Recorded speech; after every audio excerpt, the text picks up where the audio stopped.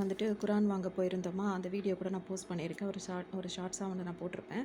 அதில வந்துட்டு எனக்கு வந்து இந்த மாரி பழைய மாடல் குரான் தான் வேணும் அப்படின்னு சொல்லிட்டு நான் தேடி பார்த்தேன். இப்போ புதுசா நெறைய வெரைட்டி வந்திருக்கு.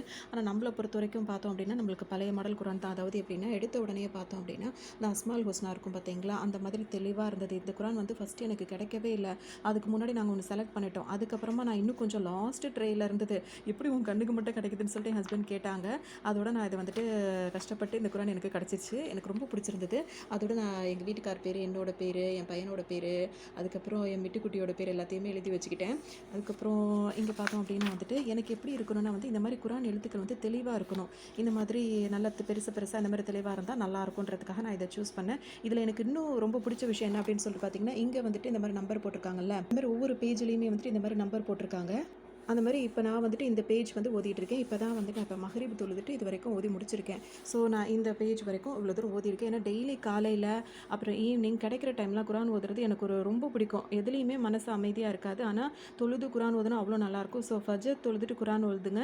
அது வந்துட்டு நம்மளுக்கு வந்து மறுமையில சாட்சி கூறும். அந்த குரான்ல உள்ள ஒவ்வொரு எழுத்தும் நம்மளுக்காக சாட்சி சொல்லும். ஸோ அதுக்காக அத நான் கண்டிப்பா அத நம்ம செய்யணும். இது ஹதீஸ் தான்.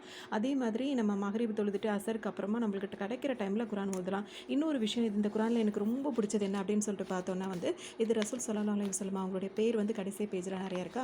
இப்ப பார்த்தோம் அப்படின்னா வந்துட்டு என்னன்னா, இதுல வந்துட்டு நம்ம குரான் ஓதி முடிச்ச உடனே வந்து ஹத்தமல் குரான் பண்ணுவோம் பார்த்தீங்களா, அது நார்மலா இருக்க குரான்ல வந்துட்டு பழைய மாடல் குரான்ல கூட தெளிவா இருக்காது. அது ஜபர் ஜேர்லாம் இல்லாம இருக்கும். ஸோ அப்பவே நான் அத ஓதி பழகிட்டேன். ஆனா இது பார்த்தோம் அப்படின்னா வந்துட்டு, இப்ப பாருங்களேன் அழகா இருக்கு.